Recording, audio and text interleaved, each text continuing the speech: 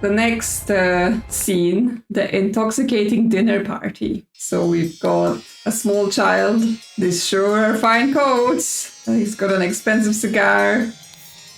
Little Pip, run to the city and grab me some ash flare tobacco and a bottle of gin. I will pay you when I'm back, David, okay? Is this a child or just a very small man? Because I'm like, I guess it's, again, 1700s. Sure, we're sending kids to buy tobacco and gin. We've got overcoat. Okay, yeah, so the kid just stole a cigar from someone's pocket. And there's some code here with notes. Dear Miss Richards, I enjoy your company tremendously when I visited your father last month. I am certain that you would wish to hear the rest of my thoughts on the shortcomings of our society. I invite you and your father to a dinner on April 8th at my manor. So now it's 1788. And it's Edmund Cloudsey. Okay, we know Edmund. I guess, yeah, he might have the idol now if he sent his coachman to steal it, or the coachman did it for something else. He was just there before. For you, I would fight a tiger and win. Peter Bately, 1788 Matchfifth. Peter Bately was the guy who inherited the aphorism and got mad, I think. Okay, so is this Mary Richards' coat then, because she's got notes from people. Oh, there is a syringe with liquid hidden in this statue. So that's the opening scene, but so far no one's dead yet. Okay, so for this panel we have Pip, right? Because he was little Pip, they were like, go somewhere. We have to fill in what the rooms are and some other thing.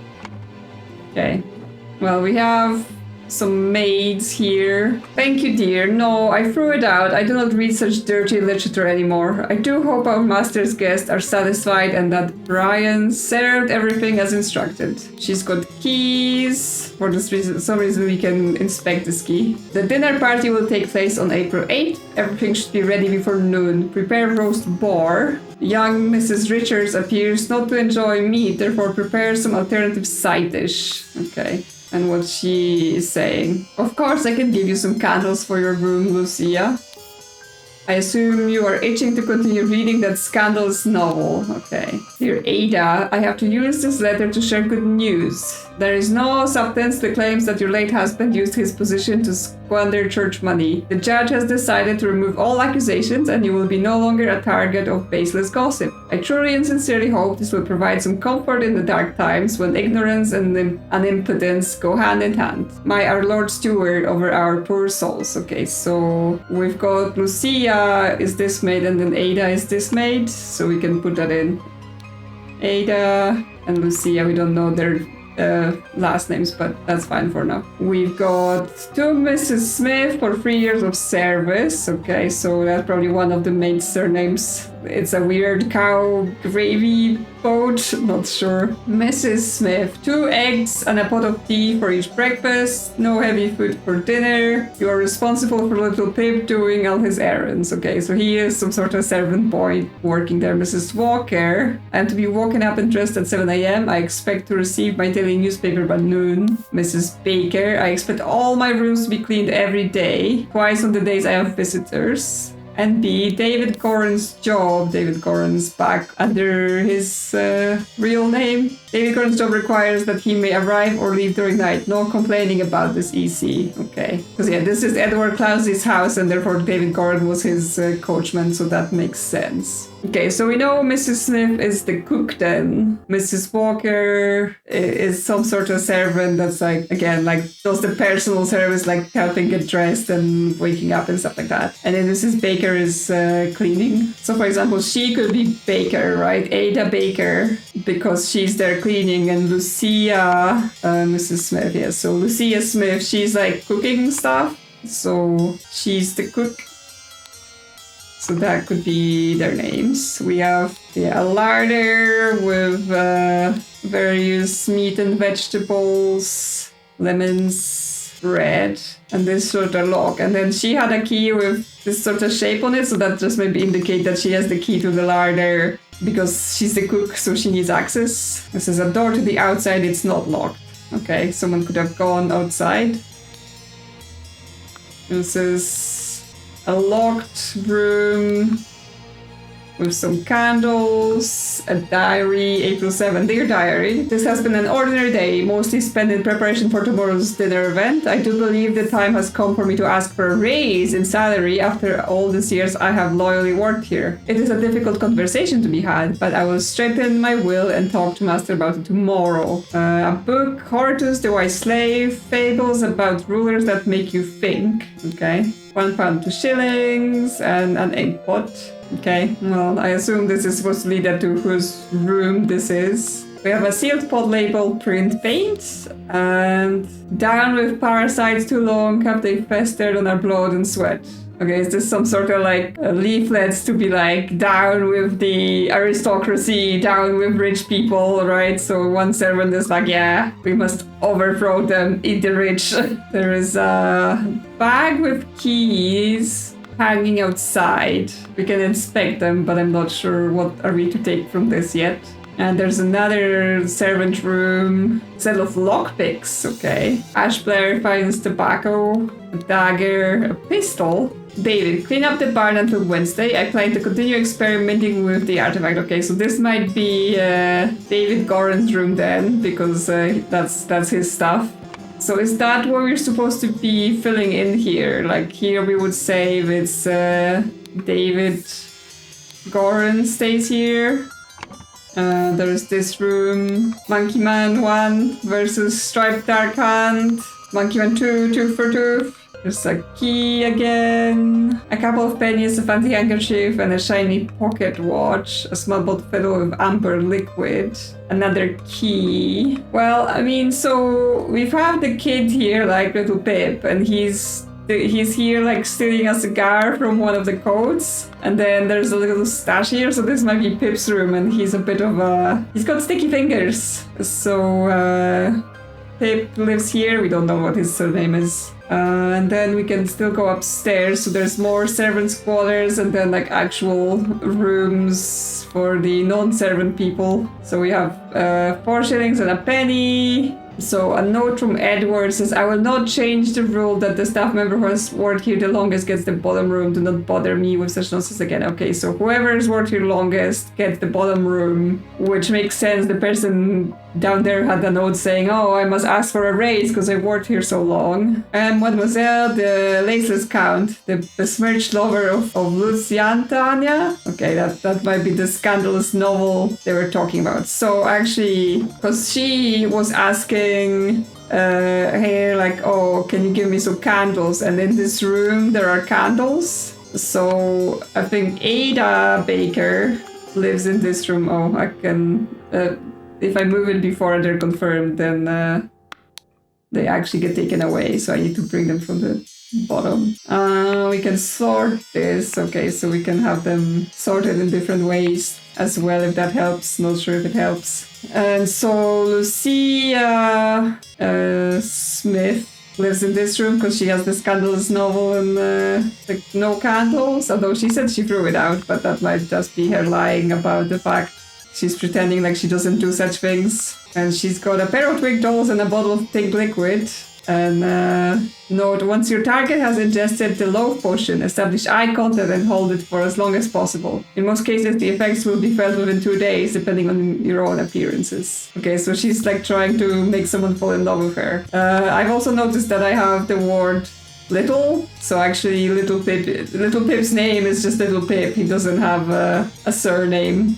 So that's what we're gonna do. And then this final room, it has candles. Remember to take the 4th one from every row. Okay, mysterious. Raoul, Cthulhu, Starchild, Inkpot, and some money. Okay, so not that much of an explanation whose room it is. But okay, we have this room, which is like non-servant room. There is a safe with the golden idol in it. Okay, so that's where it is. So Edward Closley did have David Goran, his coachman, steal the idol. That's what happened in the previous scene. He's got letters. Well, Edmund, you seem pretty pleased after the old boy passed away and a spot freed up for you in the House of Lords. Take care of those with whom you ally. I have many friends. I will deal with you swiftly if you dare cross me. Lord George bridges. Okay, so after the previous guy passed, Edmund got an upgrade because he now gets the spot in the House of Lords, because that's how that works. The revolution will come for the likes of you, you crooked bastard. Soon you will pay for your sins against honest common folk with pure blood. Final vanguard. Okay, so this will be getting further into the, some people are here trying to start an uprising against the ruling class. Edmund Cloudsley, once more you have failed to answer our requisition. This is the last warning you will receive. Your transgressions against us demand amends. The only course of action you have is to surrender yourself to our justice. Last chance for a penitent serpent, or we will unleash one of our stewards upon you. Brotherhood of Masks. Okay, so we're more into the secret brotherhoods, wanting things coming for people. I guess because he had his coachman steal the idol, the brotherhood is now like, we know what you did. And we have Dear Uncle, so this is coming from the weird dragon family. I hear you are interested in Lady Richards. I think you are too old for her. I should court her instead. Secondly, please lend me £300. It is a small change to you, and I am desperately in need of it at present. Your story, Peter Bailey. Yeah, Peter Bailey, the guy who was gambling debts. And we have a safe with note to the sensitivity of your stomach. I advise abstaining from alcohol for the next month. Also consider a glass of peptic tonic before eating to avoid upsetting your digestive system. So yeah, we have the peptic tonic and we have some opium, because obviously that's what people used to take. Some books, Platonello, Ideal Republic, Visions of Utopia with Order and Structure. Dr. Abram Anderton's Secret Codes. Such trivial ciphers as reading only the first word of every line are easy to produce on short notice, but extremely unsafe and easy to decode. Consider this example. Money as denominator of value has evolved and changed a lot. Still in savvy hands, it is a powerful tool. So money has changed hands. So this is teaching us about like hidden messages. So maybe somewhere here there is like a secret message in one of the notes, like maybe in one of the letters in the bin. No, okay, none of those seem to be anything. There are some notes here. Mrs. Baker, starting date 1787, August 1st, position housemaid, yearly wage £9. Currently it's 88, so Mrs. Baker, who we have as Ada Baker, only been here for about a year, but I have her down as having been here the longest. But I mean, maybe the staff doesn't stay for long, so she's been here the longest anyway. We'll see. Maybe I'm wrong about this now, because she could be here as well, because she's got candles here too. So there is potential that she lives here and she's not the longest serving member. Because yeah, if we look here, Mrs. Smith the cook, she's got 3 years of service, so it's impossible for Ada Baker to be the longest serving. She's new and she's the maid. So we've got some letters too from the family with the palm tree. Dear Edmund, this cannot continue. Since my return and move to Sebastian's Manor, he has asked for financial support 7 times. He clearly is unable to take any monetary responsibility. Please, I need your help, my dear brother. Rose covered. Okay, so she's the one that got the manor and was told to turn into a museum in like Sebastian's honor, but the Peter Bailey just keeps asking for money. And we have, dear Edmund, I like your idea. Let's send him to colonies where his violent nature will make him feel at home. I hear you are having dinner with Lady Mary and her well-to-do father, Lothar. If Peter and I were to join you, we could beguile him with tales of adventures in the colonies, so we can ship him away. Sincerely, Rose covered. Okay, so their plan is to get like Peter all sold on the colonies and get him out of here so he stops bothering them. So far, not seeing any like first word messages in those letters. Okay, but there is more to the house. Finally, we've got the dead person. So looks like she was it. Yeah, the lady is not breathing and her face is blotched. She's got the fan and some money and her rings. Yes, so we know her name. We know her name was Rose Cupboard. Like she signed one of those letters, yeah. She's Rose Cupboard and she dead. We've got Oh my lord, this has nothing to do with me. This guy, I don't know who he is. Note to self, if you get frustrated when working, remember the tale about the rich lord who married his donkey and you'll feel better. Sure, 1 shilling, a key with a heart, a key with a square, a small simple key. Ensure that the beautiful lady sits next to me during dinner and I will slip you a shilling, Peter. Okay, so this is like a servant of some sort, and yeah, he got a shilling to sit this pretty lady they were all trying to court next to Peter Bailey. This is Peter Bailey, yeah. You killed my aunt, you devil. I should execute you on the spot. He has got 2 pounds and a fork and a pack of cards. So yeah, this is, we already know from previously that this is Peter Bailey, the guy who's got constant trouble with money and is asking everyone for money. This is someone else. She does seem rather unwell. It's extremely upsetting. Okay, some guy with money. Oh, that's her. That's the father of this woman, right? Because he's supposed to be loaded and whatever. And we have, this is Edmund Cloudsley. It's poison. Nobody touch a thing and nobody move. I'll send you for a doctor straight away. Yeah, so Edmund Cloudsley with his handkerchief, and he's also got a couple keys. We already know him. So yeah, it does help to remember who was who in previous scenes, because then that helps. And yeah, we still have hair. Yes, this is horrible. It's embroidered, but we can't see what's embroidered with. So yeah, that's, what's her name? Mary something. If we go downstairs, she had like notes in her room that were both, not room, in her coat. Richards, yes, that's her name. I guess, yeah, this goes to this room. So her name is Mary Richards, which means this guy is some sort of Richards, right? Because that's the father. Now we've got a lot of words here. So this is likely like the final servant. I'm just trying to figure out what the father... Okay, well-to-do Father Lawfer, that's his name. So this guy is Lawfer Richards, and this is the final servant. Where did we get a name? Okay, we're still missing some clues. There's still stuff on the table. There's a salad that's untouched, a partially eaten salad, full glass of cloudy liquid. That might be the tonic, right? Because it was cloudy. And some glass of clear liquid because he's not drinking alcohol. Okay. Yellow liquid, red liquid, cloudy liquid. Okay. And roast. Yeah, so we've got like salad, cigar, meat. Some people have meat and salad. Some people have just salad or just meat. There's different wine, different drinks, cigar. So I assume this is about who was sitting where. Yeah, because now we have the table slots filled in, like, or to fill in from this information. But we're still missing, what are we missing? Okay, we have water. We have the roast, we have a salad bowl, we have brandy, yeah, red wine, oh, lemon, like a lemonade, okay, and the peptic tonic. So now that's all of the clues. Okay, so what is this final servant called? It must be somewhere, right? Okay, Mr. Walker, okay, so he's Walker.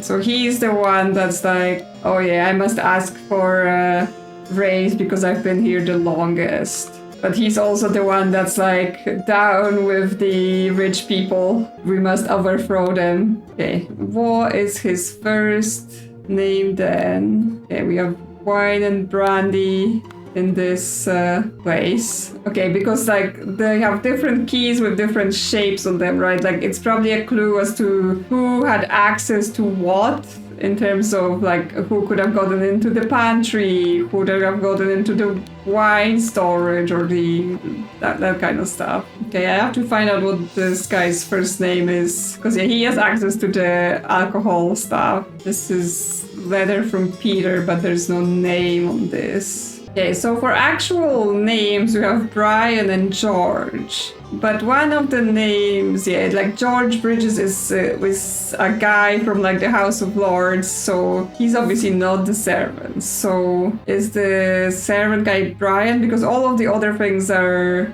like names from the comic book or whatever this book, Monkey Man, Darkhan, the Brotherhood, and Vanguards to like positions rather than names. Do we just say he is Brian? Yes, so that's that, and that means Brian Walker lives here. Okay, so those are all locked in. And then who was sitting where and what has happened? So we know she doesn't eat meat. So I assume E.C. Edward Cloudsley, he was sitting here with the tonic and the water because... I keep calling him Edward, but his name is Edmund. Edmund Cloudsley. He was sitting here with his water and his tonic because he can't have alcohol and he needs his tonic before eating. The cigar, one of the cigar, where the cigar came from is this coat.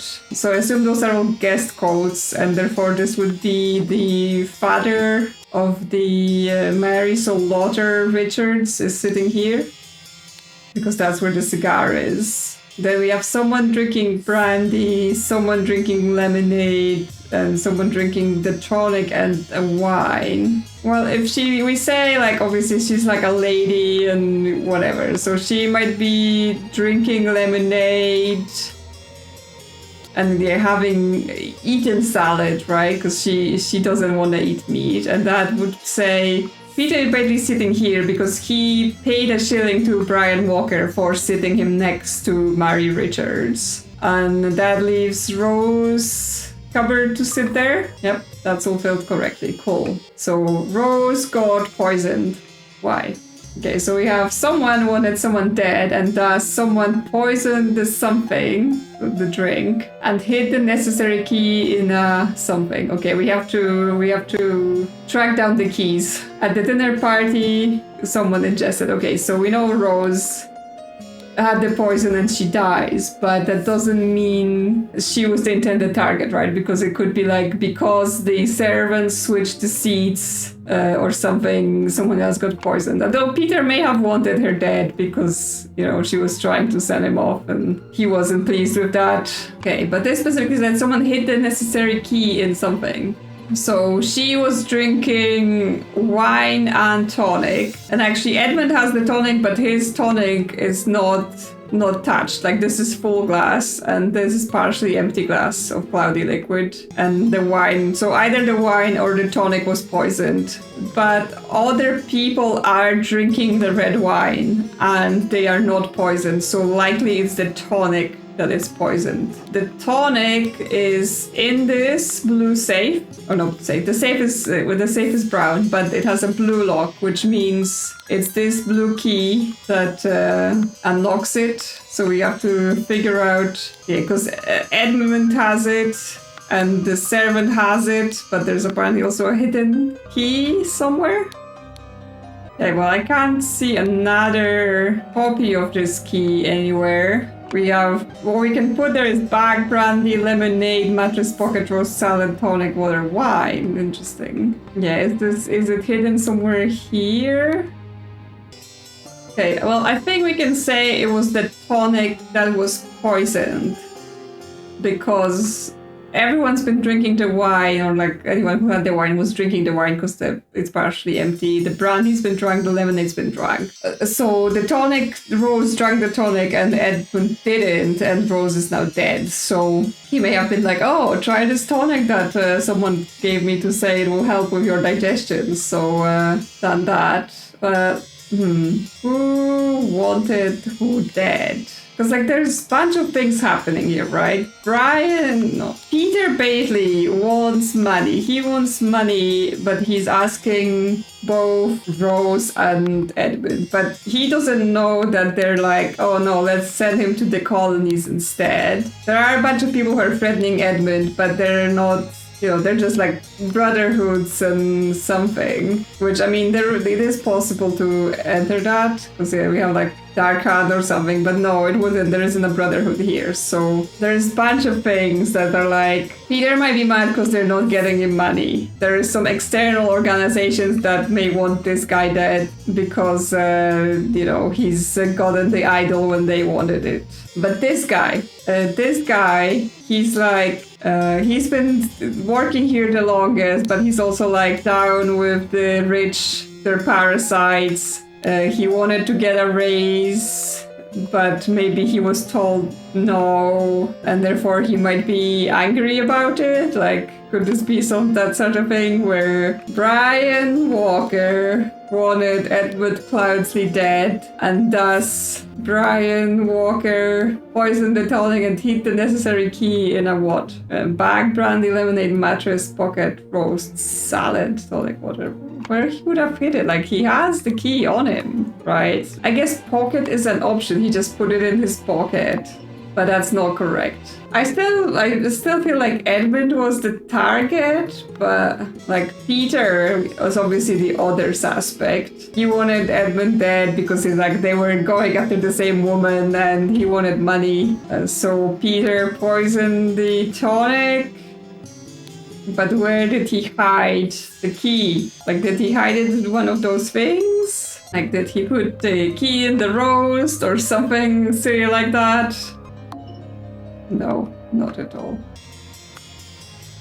So yeah, we still have this pouch here with like keys hanging off, but those keys are like gray keys, so I don't know whether they're like just associated with opening the normal doors, because there isn't like a special lock for them. And if we're saying it's the tonic that's poisoned, then it's the blue key.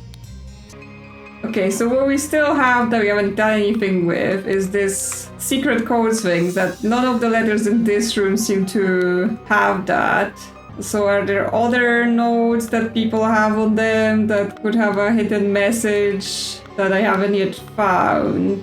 Because that would probably help us lots with, you know, if someone was floating, they would written that maybe down. There's just this now that says, remember to take the fourth one from every row. Like, what's that about?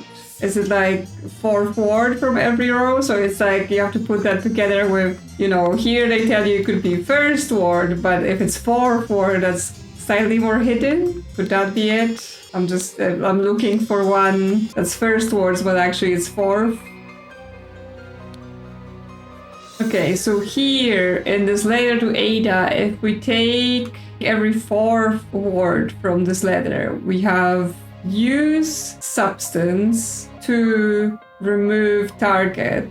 Sincerely, Dark Hand Steward. So yes, it is this book that says secret codes could be first word, but that is not that simple, right? Then this is Ada Baker's room at the top here, and she has an extra note that says take 4 from every row. And then that explains why she has such a weird letter about her husband squandering church money. It's like if she was married to someone in the church, surely she wouldn't be like a maid or something. So what does this tell us is that Dark Hand Steward was trying to get someone killed and used her to do it. So, and obviously they, where was this? Yes, here. Brotherhood of Masters, our stewards will be unleashed upon you. So, it's the Dark Hand Steward wanted Edmund Cloudsley dead, and thus Ada did it, right? She was told to poison him, but again, I'm going back to the tonic was poisoned because Rose drank it and he didn't, and that's why she dies, he doesn't, and hid the necessary key. Where did she hide the key? Because yeah, you need the blue key for that. Does she have anything? She only has a small key, not the blue key. Nothing in her room. Where could she hide it? Because like the only people with the blue key is him and him. It's like she could have put it in someone's pocket, I guess? Is that what it is? Okay, 2 or fewer or something like that. So yeah, I think I'm just not clear on where the key is. Like she doesn't have it. And it's not like I've seen it anywhere, right? Because like there is this suspicious bag, but none of those keys are for that, right? It's the blue key that's for access to the tonic. Did she put it in the bag? Okay. Yeah. Ada Baker received encoded instructions from Darkan Stewart to poison Edmund Cloudsley. She used her ability to move freely throughout the rooms while cleaning and made a copy of the key to the medicine cabinet. Okay. She used a syringe to poison a sealed peptic tonic bottle. Yeah, that makes sense with that syringe we found. However, during the party, Rose asked for tonic and drank it first and died from the poison. Yeah, okay. Is it that this key is like two... Because this is the blue key with the two notches. Does she... Because she doesn't have that. Oh, is it that this key... Okay, again, it's like, it's not straightforward. So it's not that this key is necessarily blue. It's that this key has two notches on it. So she copied that key, but obviously it doesn't look like the other. Okay, I get it now. I get what the steps was to swear. Oh, well, I guess first time where it's like additional logic confusion that I didn't find. Okay, so we have another one in chapter 2. I don't actually know how many chapters there are. Let's see. There's supposed to be 4 chapters plus like an epilogue in the base game. So one more and then we're gonna be like halfway through it basically. So I assume it gets longer because the things get more complicated. Yes, the cursed inheritance, the explosive events in the forest cabin. We have Berkham workhouse from someone's bag. Henchman for hire in Timberbrook region. Bailey Cracker from the Oakwood gang. Brawler Robber, Hardy Abe, Breadcrumb Workhouse, Brawler has a card. Okay, that's his card then. Little Billy, Hobbs Gang Burglar enters through chimneys, like Santa Claus. Jack Nails, Timberbrook Inn, Burglar Picklock. Okay, so this is someone planning some sort of heist, hiring some henchmen, a box of confectionery. Okay, and pictures of hats. Someone likes hats. Okay, so we have a guy that's like has a head injury over a cart. It's the maid, it's Pip, someone else. Okay, so it's not the same house, but the people from that house. There's a guy and there's like a scarecrow. Oh, this is, what is it? David Goran, the coachman. Okay, so he's not dead. He's breathing, but appears to have lost consciousness. I do not care what means you use to acquire what I need, but remember to be discreet as always. Note that I do not want it to delegate. The more recently it has died, the better. Okay, EC. EC is after some corpses. I guess he's experimenting with the idol, seeing what else it can do, like bring people from the dead. One of the old workhouse geezers croaked yesterday. I will arrange for a car to move the corpse if you send me directions. And be quick before they bury him. I do not want to dig up that stuff. So yes, they were getting a corpse for the experiments with the idol. And yeah, scarecrow in a coffin. Well, they were going to swap the corpse with the scarecrow or something. Ah, by the gods, what was that? Gentleman robber strikes in Westbrook. September 15, 1788. Okay, so it's still 1788. The infamous gentleman robber Walter Keane, with a number of unnamed associates, held up a coach on the southern road leading out of Westbrook. The scoundrel robbed the passengers of all their valuables, kissed a young lady, then left. This is already the 5th robbery by the infamous gentleman who, as it is his custom, appeared wearing an impeccable suit and a new hat in the latest city style. The reward for catching Walter Keane has been increased to £100. Okay, well, there were pictures of hats in the over here, so that might be his like catalog of hats. There's a dog just barking, and this guy going, is he's the robber? He's wearing a mask and all that. He's got a sword. He's got the ring with Ruby again, confectionery, and a pistol. So she is one of the... she's this woman, right? So we already know that it's Lucia Smith, but I assume we have to find her name again. Like we don't get to use it before we found it in this scene. There's a note here. Everyone, you are not to visit any village or city without my permission. At no point may you disclose the location of the cabin. Mr. David Goran, you're in charge of all security and arms. Lucia Smith, you will taste any food you cook before it's presented to me. Okay, yes, so this is Edmund getting like, yeah, someone tried to poison me, so we're gonna be more careful. Little Pip, you're in charge of Black Bestia and Golden Doubloon. That must be fed daily. Okay, so the dogs, and okay. Well, now we know. Her name is Lucia Smith, and there's Little Pip. I didn't click on him. Go, coin, go! Okay, so we have Little Pip. That's his name. Okay, golden doubloon. So I assume he's calling the dog Coin because the name is golden doubloon, and that's like the nickname from it. And this is Walter Keane, the gentleman robber, and this is David Goran, the coachman, because he's already appealed multiple times. Next room, explosion.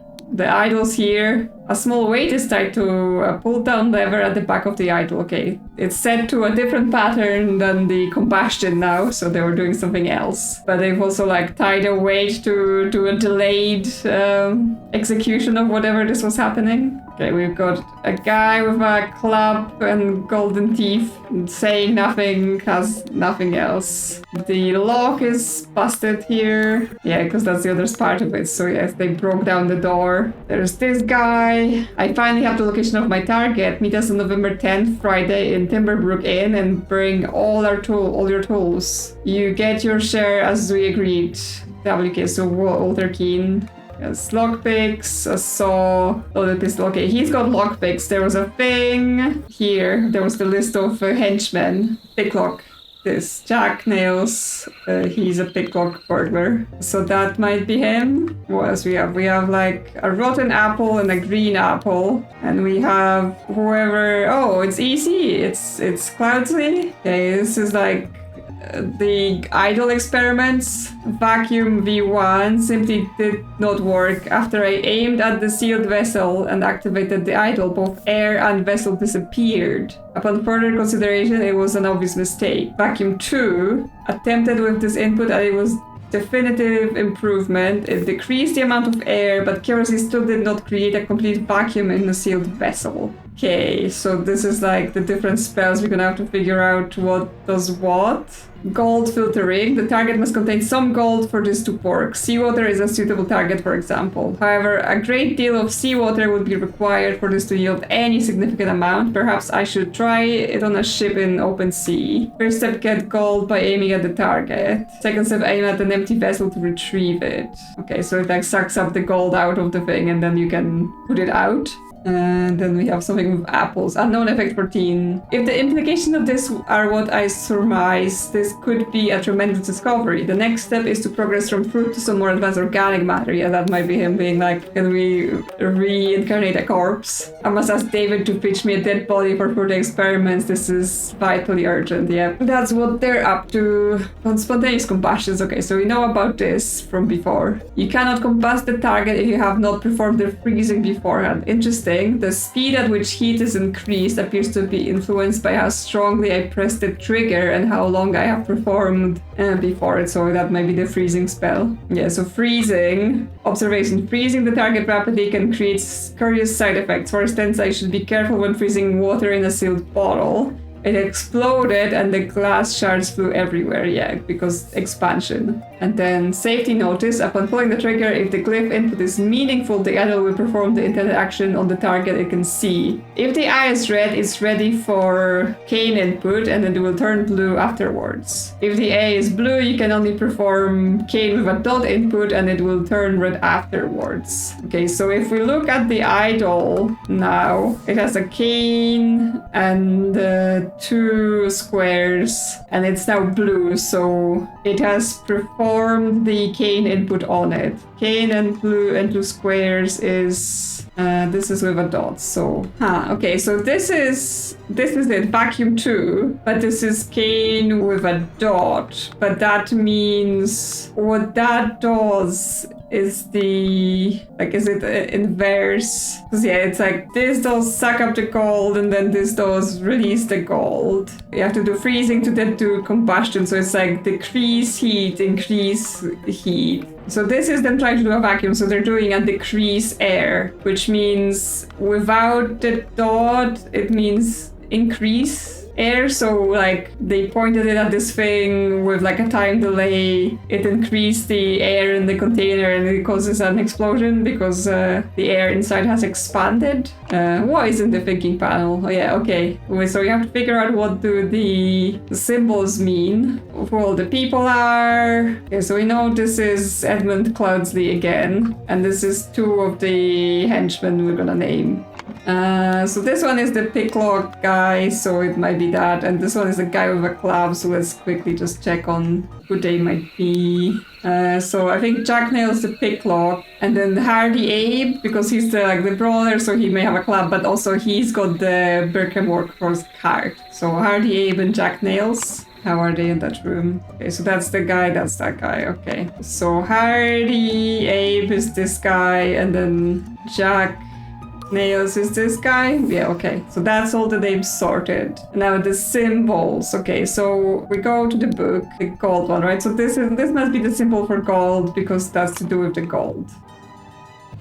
Then we have the vacuum. So this cane with a dot is like a decrease, and cane without a dot is increase.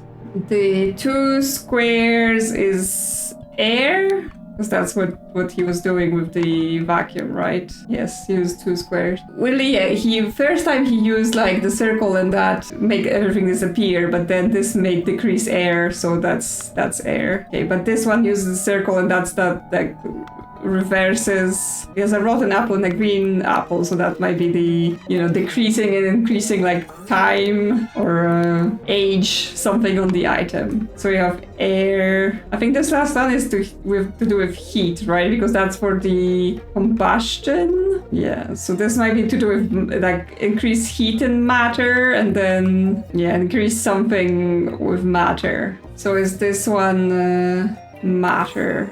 Yes, okay, so we know the spells now. Okay, so that leaves us with someone needed something, and someone along with accomplices delivered something. Upon entering something, suddenly something. Meanwhile, something, the amount of something sealed in a something when someone entered the room, the something, and killed them both. Okay, so it's like the guy, Edmund Cloudsley, needed a corpse. So David Gorin, along with accomplices, delivered oh no, it wasn't David Gorin, right? It was Walter Keane. So they ended up hiring those bandits to do the corpse, but instead they brought a coffin, but inside the coffin was a scarecrow. They didn't actually bring the corpse. Right. Upon entering, someone. So I think this is to do with the fact that he's been slapped over the head, and this guy has a club, right? So upon entering, Hardy Abe suddenly clubbed David Gorin. Meanwhile, Edmund Cloudsley increased the amount of air sealed in a vessel, right? Do we not have a vessel? Oh, we're missing a thing. I didn't click on something. Okay, it's not vessel because I have that. Oh, there's the vase. Yeah, sealed in a vase when Hardy Abe and Jack Nails entered the room. The vase exploded and killed them both, yes. To gain entrance to Edmund Cloudsley's secret forest cabin, gentleman robber Walter Keane pretended to deliver a corpse to Edmund for his experiments. On entering the cabin, the robbers ambushed the servants and Edmund locked himself in his study. While the robbers were sawing through the log, Edmund prepared a trap with the idol that killed 2 of the intruders, yes. Why does he have no hair now? What happened to him? Did he decrease his hair by accident? Okay, we get the little scarecrow as well to watch, I think. Then, Sir Coroner, the bandits accidentally set off my master's laboratory chemical ingredients.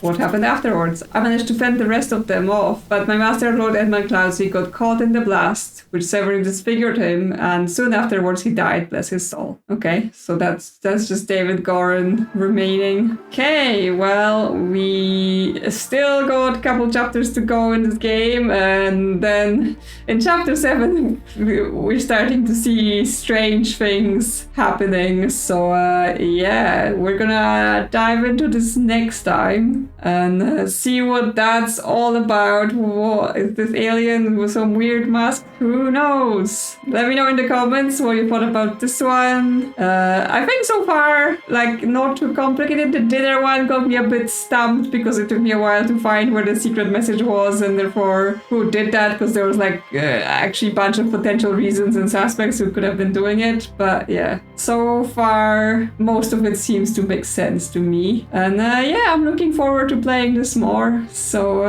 if you enjoyed this, consider liking or subscribing, and I'll see you soon on another adventure.